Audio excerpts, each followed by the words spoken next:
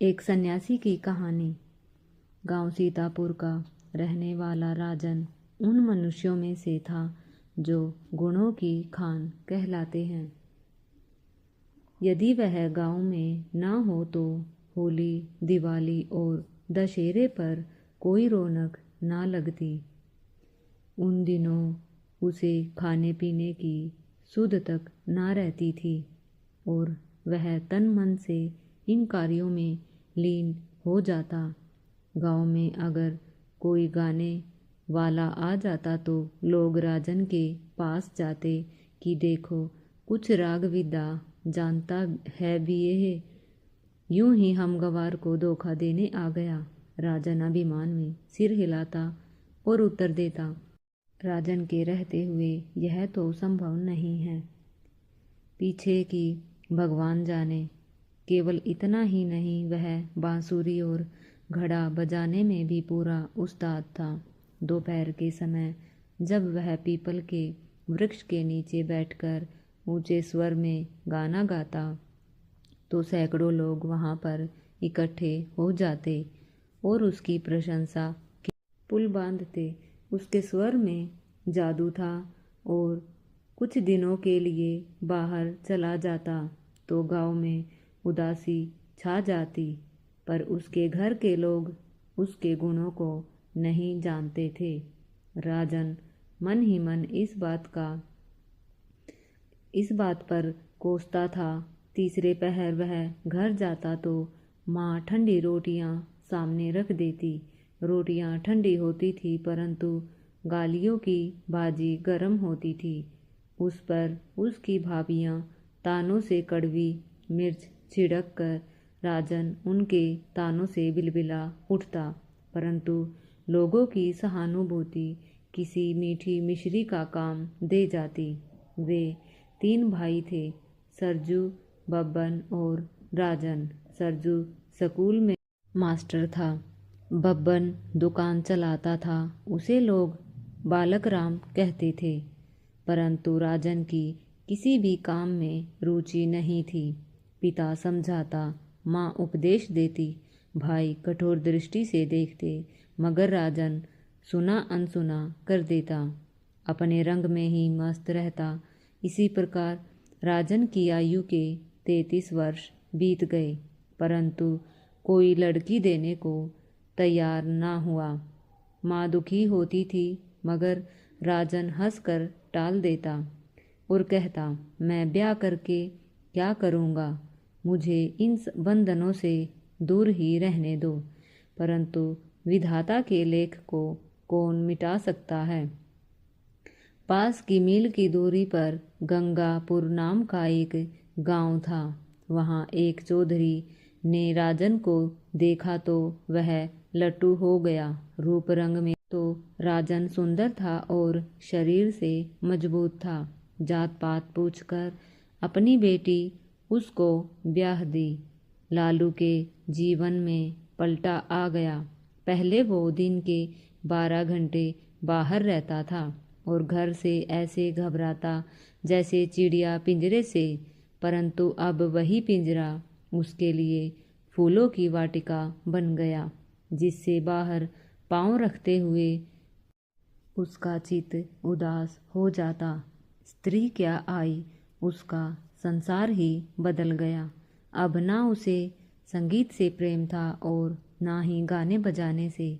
लोग कहते, यार कैसा जोरू का दास बन हो गया है, कभी बाहर ही नहीं निकलता। क्या भाभी कभी कमरे से बाहर निकलने की आज्ञा नहीं देती। माँ कहती, बेटा ब्याह तो सबके होते आए हैं परंतु तेरे जैसा निर्लज्ज किसी ने नहीं देखा कि दिन रात स्त्री के पास ही बैठा रहता है। पिता उसके मुंह पर उसे कुछ कहना उचित नहीं समझते थे मगर सुना सुना कर कह दिया करते थे कि जब मेरा ब्याह हुआ था तब मैंने दिन के समय 3 वर्ष तक अपनी औरत से बात नहीं की थी। पर अब तो समय का रंग ही पलट गया है। आज समय बदल गया है। आज ब्याह होता है, कल घुल मिलकर बातें होने लगती हैं। राजन लाख अनपढ़ था परंतु मूर्ख नहीं था। इन बातों का अर्थ ना समझता हो, पर स्वभाव का वो बेपरवाह था, हंसकर टाल देता। होते होते नौबत यहाँ तक आ पहुँची कि भाई और भाभियाँ बात बात में ताने मारने लगते। घृणा की दृष्टि से देखते मनुष्य सब कुछ सह लेता है, परंतु अपमान नहीं सह सकता। राजन भी बार बार के अपमान को देखकर चुप न रह सका।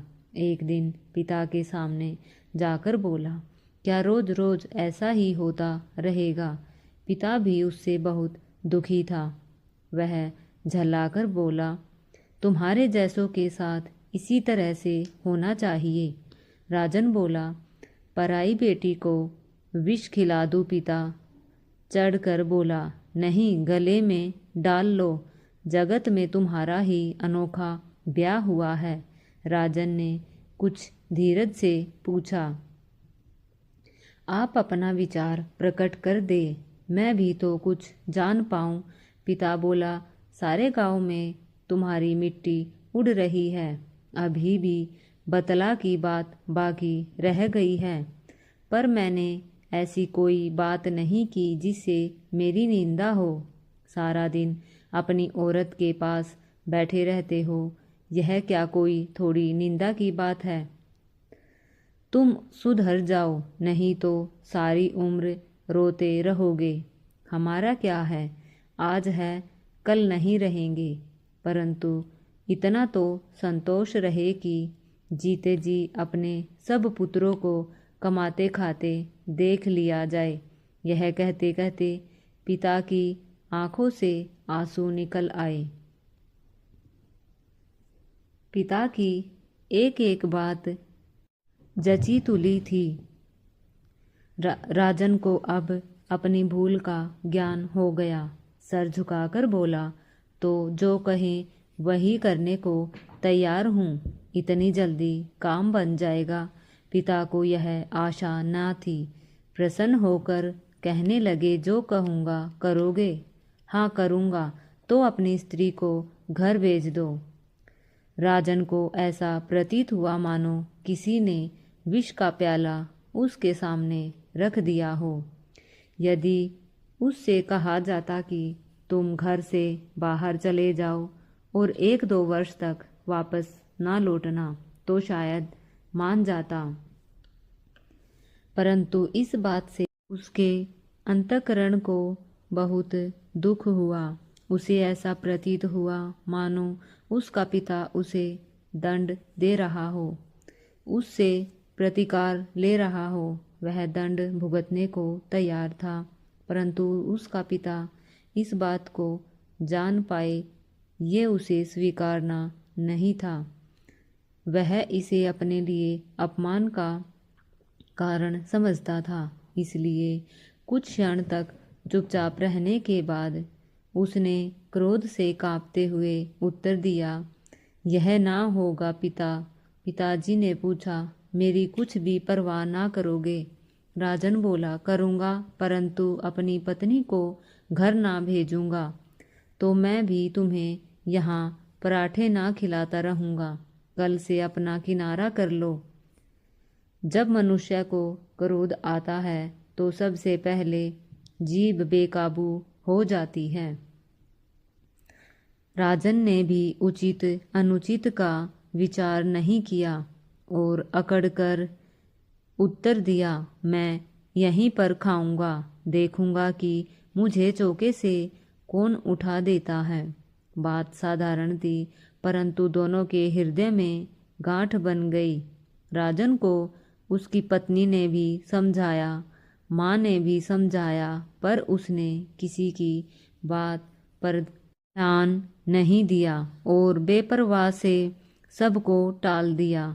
समय अपनी गति से बीता और लालू के पास अब 2 वर्ष का एक बालक था, जिस पर माता पिता दोनों निछावर थे।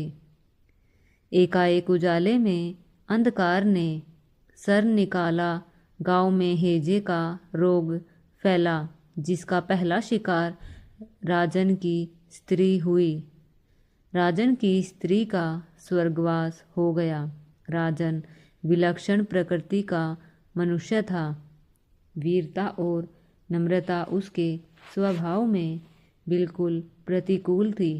वह बिल्कुल बेपरवाह था। तब जब राजन की पत्नी मर गई तो राजन एक बार फिर से चंचल हो उठा और फिर से वह बिल्कुल बेपरवाह रहने लगा। यह सब देखकर राजन के माता पिता ने दोबारा उसका विवाह करने की ठानी, परंतु राजन ने स्वीकार ना किया। माता पिता के बहुत कहने सुनने पर उसने कहा कि जिस बंधन से एक बार वह छूट चुका है उसमें दोबारा ना पड़ेगा। गृहस्थ जीवन का सुख मेरी किस्मत में था ही नहीं। यदि होता तो मेरी पहली स्त्री क्यों मरती। अब तो इसी प्रकार जीवन बिता दूंगा। परंतु यह अवस्था भी अधिक समय तक ना रह सकी। 3 मास के अंदर अंदर राजन के माता पिता भी चल बसे। राजन के हृदय पर यह दूसरी चोट लगी।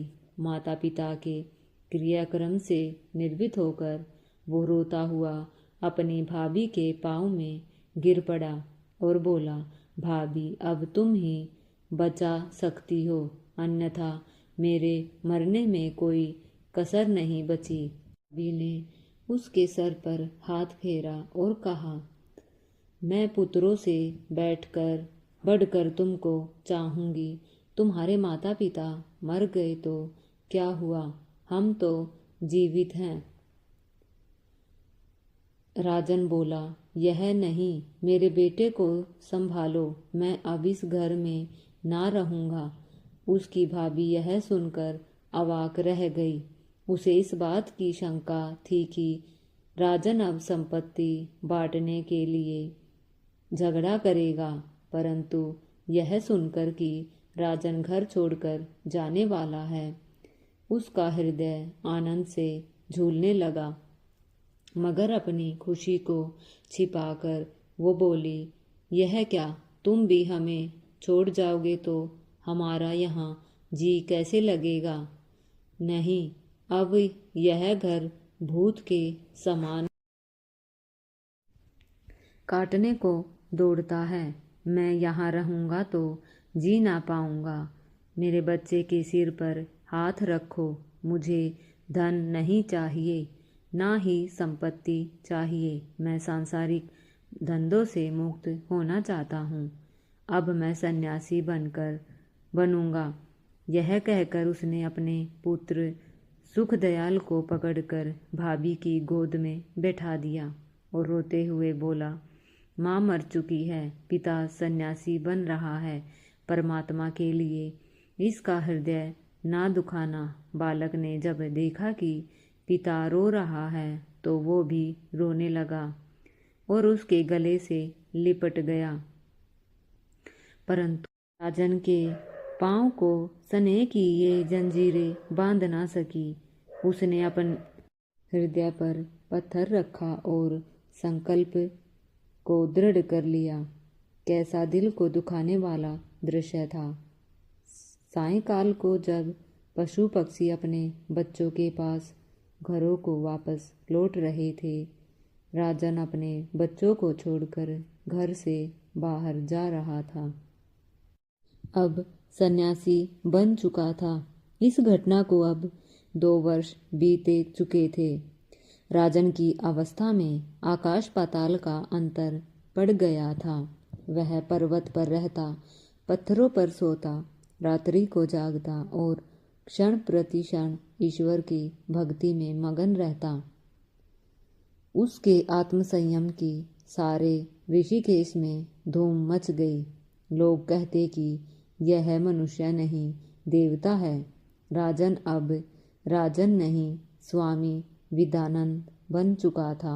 यात्री लोग जब तक स्वामी विदानंद के दर्शन ना कर लेते, अपनी यात्रा को सफल ना समझते। उसकी कुटिया बहुत दूर पर्वत की एक गुफा में थी। परंतु उसके आकर्षण से लोग वहाँ पर खींचे चले आते। उसकी कुटिया में रुपए पैसे फल मेवों के ढेर लगे रहते, परंतु वो त्याग की मूर्ति बनकर उनकी ओर आंख न उठाता। हाँ, इतना लाभ अवश्य हुआ कि उसके स्वामी बनने से उसके पीसियों चेले बन गए थे। स्वामी जी के मुखमंडल पर ऐसा तेज बरसता था जैसे सूर्य से किरणें निकलती हो, परंतु इतना होते हुए भी उसके मन को शांति ना थी। वह सोचा करता था कि देश देशांतर में मेरी भक्ति की धूम मच रही है, दूर दूर मेरे यश के डंके बज रहे हैं। मेरे संयम को देखकर बड़े बड़े महात्मा चकित रह जाते हैं, परंतु मेरे मन को शांति क्यों नहीं है। सोता हूँ तो सुख की नींद नहीं आती, जागता हूँ तो पूजा पाठ में मन एकाग्र नहीं होता। इसका क्या कारण है? इन 2 वर्षों में स्वामी विदानंद की कीर्ति सारे ऋषिकेश में फैल गई थी, परंतु इतना होने पर भी उसका हृदय शांत ना था। प्राय उसके कानों में आवाज आती थी कि तू अपने आदर्श से दूर जा रहा है। स्वामी जी बैठे बैठे चौंक जाते, मानो किसी ने कांटा चुभा दिया हो। बार बार सोचते, परंतु कारण समझ में न आता। अब वे घबरा कर रोने लग जाते। उससे मन हल्का हो जाता, परंतु चित्त को शांति फिर भी नहीं होती। उस समय सोचते कि संसार मुझे धर्म अवतार समझ रहा है, पर कौन जानता है कि यहाँ 8 पहर आग लग रही है। पता नहीं पिछले जन्म में कौन से पाप किए थे जिससे अब तक आत्मा को शांति नहीं मिलती। अंत में एक दिन वह अपने गुरु स्वामी प्रकाश नंद के पास जा पहुँचे। जैसे ही उन्होंने स्वामी विदानंद को देखा, फूल की तरह खिल गए। उनको अपने शिष्य विदानंद पर बड़ा ही गर्व था। हंसकर बोले, कहिए क्या हाल है? शरीर तो अच्छा है, परंतु स्वामी विदानंद ने कोई उत्तर ना दिया और रोते हुए उनके चरणों से लिपट गए। स्वामी प्रकाशानंद को बड़ा ही आश्चर्य हुआ। अपने सबसे अधिक सम्मानित शिष्य को रोते हुए देखकर उनकी आत्मा पर आवाज सा हुआ। उन्होंने प्यार से पूछा, क्यों, कुशल तो हो? स्वामी विदानंद ने बालकों की तरह फूट फूट कर रोते हुए कहा, महाराज जी, मैं पाखंडी हूँ। संसार मुझे धर्म का अवतार समझ रहा है, परंतु मेरे मन में अभी तक अशांति भरी हुई है। मेरा चित्त 8 पहर अशांत रहता है। स्वामी प्रकाशानंद को अपने शिष्य की बातें सुनकर उन पर विश्वास नहीं हुआ और उन्होंने स्वयं से पूछा, क्या? कहा। स्वामी विदानंद ने झुककर उत्तर दिया, महाराज, मेरी आत्मा अभी तक निर्मल नहीं हुई है। इससे तुम्हारा क्या अभिप्राय है? मैं क्षण प्रतिक्षण अशांत रहता हूँ, मानो कोई कर्तव्य जिसे पूरा नहीं कर पाया हूँ। इसका क्या कारण हो सकता है? जानते हो, जानता तो आपकी सेवा में क्यों आता। एकाएक स्वामी प्रकाशानंद को कोई बात याद आई। वे हंसकर बोले, तुम्हारी स्त्री है, उसकी मृत्यु हुई तो संन्यास का कारण हुई थी। माता वो भी नहीं है, पिता वे भी मर चुके। कोई बाल बच्चा होगा? हाँ, एक बालक है, वह 4 वर्ष का होगा। उसका पालन कौन करता है? मेरा भाई और उसकी स्त्री। स्वामी प्रकाशानंद का मुख मंडल चमक उठा। हंसकर बोले, तुम्हारी अशांति का कारण मुझे मालूम हो गया। हम कल ही तुम्हारे गांव चलेंगे। दूसरी तरफ राजन के गांव में उसका एक मित्र था, भोलानाथ। रामपुर गांव के लोग उसकी सज्जनता पर बड़े ही मुग्ध थे। उसे राजन के साथ प्रेम था। जब तक राजन रामपुर में रहा, भोलेनाथ ने सदैव उसकी सहायता की। वे दोनों नदी के किनारे बैठने, धर्मशाला में जाकर खेलते, मंदिर में जाकर कथा सुनते, देखते तो कहते कि कृष्ण और सुदामा की जोड़ी है। परंतु राजन के चले जाने के बाद किसी ने भी भोलानाथ को खुलकर हंसते हुए नहीं देखा। भोलानाथ ने राजन का पता लगाने की बड़ी ही चेष्टा की, परंतु बहुत कोशिश करने के बाद भी वह सफल न हो सका। तब भोलानाथ को राजन के पुत्र सुख दयाल का ध्यान आया। वह अक्सर राजन के भाई बालक राम के घर जाया करता था और सुख दयाल को गोद में उठा लेता, उसे चूमता, प्यार करता और पैसे देता। कभी कभी उठाकर अपने घर भी ले जाता। वहाँ उसे दूध पिलाता, मिठाई खिलाता और लोगों से कहता, यह अनाथ है, इसे देखकर मेरा हृदय वश में नहीं रहता।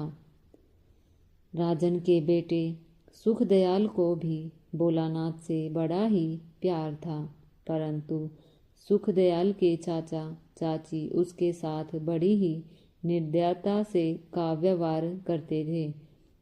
भोलानाथ का उसे प्यार करना तो उन्हें और भी बुरा लगता था। वे प्राय कहते कि यह आदमी हमारी कन्याओं से बात नहीं करता, परंतु हमेशा सुखदयाल को ही पसंद करता है। सुखदयाल को भोलानाथ का प्यार करना उनको बिल्कुल भी अच्छा नहीं लगता था, परंतु यह बातें भोलानाथ के सामने कहने का उनका साहस न था। हाँ, उनका इस सारा क्रोध बेचारे सुखदयाल पर उतरता, जिसका परिणाम यह हुआ कि सुखदयाल सदैव उदास रहने लगा। उसका मुख बड़ा ही मुरझा गया। जब कभी भोलानाथ आता तब उसे पितृ प्रेम के सुख का अनुभव होने लगता। एक दिन लोहड़ी का दिन था और सांझ का समय था। बालक राम के द्वार पर पुरुषों और स्त्रियों की भीड़ लगी हुई थी। 3 कन्याओं के बाद परमात्मा ने पुत्र दिया था। उसकी यह पहली लोहड़ी थी। बालक राम और उसकी पत्नी दोनों आनंद से प्रफुल्लित थे। घर पर मानो उत्सव का माहौल था, परंतु सुखदयाल की ओर किसी का ध्यान ना था। वो घर से बाहर दीवार के साथ खड़ा होकर लोगों को देख रहा था। एकाएक भोलानाथ ने उसके कंधों पर हाथ रखा और कहा, सुखू। सुखदयाल ने पुलकित होकर उत्तर दिया, पिताजी, आज लोहड़ी है, तुम्हारी ताई ने तुम्हें क्या दिया? कुछ नहीं, और तुम्हारी बहनों को मिठाई दी, संतरे दिए, पैसे भी दिए। भोलानाथ के नेत्रों में जल भर आया और वे भरे हुए स्वर में बोला, हमारे साथ चलोगे? चलूँगा। घर पहुंचकर भोलानाथ ने पत्नी से कहा, इसे कुछ खाने को दो। भोलानाथ की तरह उसकी पत्नी भी सुक्खू को बड़ा ही प्यार करती थी। उसने बहुत सी मिठाई उसके सामने रख दी। वह बड़े ही मज़े से खाने लगा। जब खा चुका था तो चलने को तैयार हुआ। इतनी जल्दी काहे की है? ताई मारेगी। क्यों मारेगी? कहेगी तू चाचा के घर क्यों गया था? तेरी बहनों को भी मार पड़ती है या नहीं? उन्हें प्यार करती है? भोलानाथ की स्त्री के नेत्र भी भर आए। भोलानाथ ने कहा, जो मिठाई बची है उसे जेब में डाल लो। सुखदयाल ने मिठाई की ओर देखा और उत्तर दिया, नहीं। क्यों? ताई मारेगी और मिठाई छीन लेगी। पहले भी कभी मारा है? हाँ, मारा है। कितनी बार मारा है? कई बार मारा है। किस तरह मारा? चिमटे से मारा। भोलानाथ के हृदय पर जैसे किसी ने हथौड़ा मार दिया हो। उसने ठंडी सांस भरी और चुप हो गए। सुखदयाल धीरे धीरे अपने घर की ओर रवाना हुआ, परंतु उसकी बातें ताई के कानों तक उससे पहले ही जा पहुंची। ताई के क्रोध की कोई सीमा नहीं थी। गली मोहल्ले के सारे लोग अपने घरों में चले गए तो उसने सुखदयाल को पकड़ा और कहा, क्यों रे कलमुहे, चाचा से क्या कहता था? सुखदयाल का कलेजा कांप गया। डरते डरते बोला, कुछ नहीं कहा। तू तो कहता था मुझे चिमटे से मारती है। बालक राम पास ही खड़ा था। आश्चर्य से बोला, अच्छा, यह छोकरा हमारी मिट्टी उड़ाने पर लगा है। ताई ने कड़क स्वर में डांट कर पूछा, क्यों बोलता क्यों नहीं? अब ना कहूँगा, अब ना कहूँगा। ना पीछा छोड़ता है, इसे बस खाने को देते जाओ, जैसे इसके बाप की जागीर है। यह कहकर उसने पास पड़ा हुआ बेलन उठाया और उसे देखकर सुखदयाल बिलबिला उठा, परंतु अभी उसके शरीर पर वो पड़ा न था कि उसकी लड़की दौड़ती दौड़ती आई और कहने लगी, चाचा आया है। यह सुनकर वो कांप गई और बोली, कौन सा चाचा? बाहर आकर देखा तो दोनों स्तब्ध रह गए। जिस प्रकार बिल्ली को सामने देखकर कबूतर सहम जाता है, उसी प्रकार दोनों सहम गए। आज से 2 वर्ष पहले लालू जब साधु बनने के लिए विदा हुआ था, तब भाभी मन ही मन बड़ी ही प्रसन्न थी, परंतु तब उसने ऐसा प्रकट नहीं किया था। मानो उसका हृदय टुकड़े टुकड़े हो गया हो। जल्दी से बाहर निकली और बोली, राजन। परंतु राजन अब राजन कहाँ था? वह तो एक साधु बन चुका था, जिसके मुखमंडल पर तेज की किरणें फूट रही थी। भाभी के मन को धीरज हुआ, परंतु एकाएक ख्याल आया, यह तो वही है, वही मुख, वही आंखें, वही रंग, वही रूप, परंतु कितना परिवर्तन हो गया है। भाभी ने मुस्कुराकर कहा, स्वामी जी नमस्कार करती हूँ। तो स्वामी जी बोले, भाई तनिक बच्चों को तो बुलवा, देखने को जी करता है। भाभी अंदर को चली, परंतु मन ही मन वो डरी हुई थी। सोचती थी, यदि बालक सो गए होते तो कितना अच्छा होता, सब बातें ढकी रह जाती। पर अब क्या करूं? इस बदमाश सुक्कू के वस्त्र इतने मैले हैं कि सामने लाने का साहस नहीं पड़ता। आंखें कैसे मिलाऊंगी? रंग में भंग डालने के लिए आज ही आना था। इसे 2 वर्ष बाद याद आया है। इतना भी ना हुआ कि पहले पत्र लिख देता। इतने में स्वामी विदानंद भी अंदर आ गए।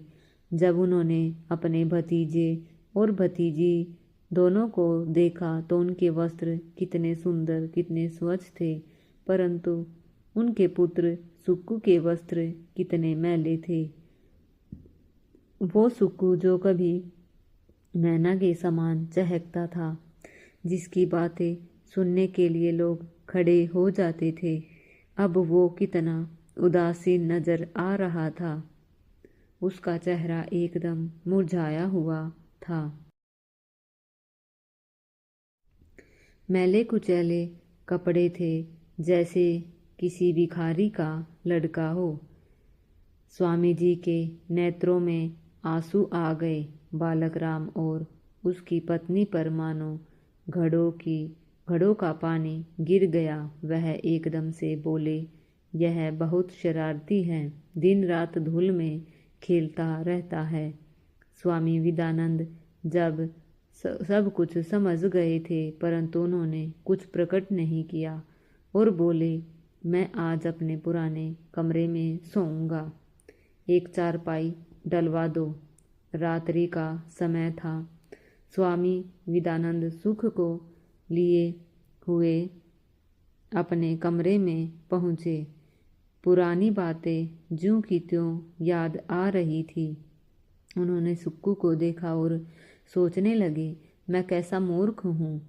ताऊ और ताई जब इस पर सख्ती करते होंगे, जब अकारण इसको मारते पीटते होंगे, जब इसके सामने अपनी कन्याओं से प्यार करते होंगे, उस समय यह क्या कहता होगा।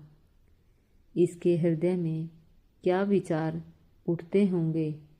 यही कि ऐसा पिता नहीं है, वो मर गया है, या नहीं तो मैं इस दशा में क्यों रहता। इस अनाथ का उत्तरदायित्व मेरे सर पर है और मैं इसे यहाँ पर छोड़ गया। इन्हीं विचारों में उन्हें झपकी आ गई तो क्या देखते हैं कि वही ऋषिकेश का पर्वत है, वही गुफा, उसमें देवी की मूर्ति और उसके सम्मुख खड़े होकर रो रो कर कहते हैं, माता 2 वर्ष व्यतीत हो गए, अभी तक शांति नहीं मिली। क्या यह जीवन रोने में ही बीत जाएगा। एकाएक ऐसा प्रतीत हुआ जैसे पत्थर की मूर्ति के होठ हिलते हों। स्वामी विदानंद ने अपने कान उधर लगा दिए। आवाज आई तो क्या मांगता है। यश नहीं, मुझे उसकी आवश्यकता नहीं। तो फिर जगत दिखावा क्यों करता है। मुझे शांति चाहिए। शांति तो तुझे सेवा मार्ग पर मिलेगी। पर्वत छोड़कर नगर की ओर जा, जहाँ दुखी जन रहते हैं। उनके दुख दूर कर। किसी के घाव पर मरहम लगा, किसी के टूटे हुए मन को धीरज बंधा। परंतु यह रास्ता भी तेरे लिए उपयुक्त नहीं है। तेरा पुत्र है, तू उसकी सेवा कर, तेरे मन को शांति प्राप्त होगी। तभी स्वामी जी की नींद टूट गई और उनकी आंखों पर से पर्दा भी हट गया। वास्तविक भेद उन पर खुल चुका था कि मन की शांति कर्तव्य के पालन से होती है। उन्होंने सुख दयाल को जोर से गले लगाया और उसके मुख को चूम लिया। अब उन्होंने निश्चय कर लिया था कि अब वह गांव में ही रहेंगे और अपने बेटे का पालन पोषण करेंगे। इसी से उनके मन को शांति मिलेगी। अब स्वामी विदानंद उसी घर में रहने लगे और अपने बेटे का पालन पोषण करके एक शांति में जीवन बिताने लगे। अब उनका मन बिल्कुल शांत था। दोस्तों, आशा है यह कहानी आपको पसंद आई होगी। अगर पसंद आई हो तो वीडियो को लाइक करके चैनल को सब्सक्राइब ज़रूर कर ले। धन्यवाद।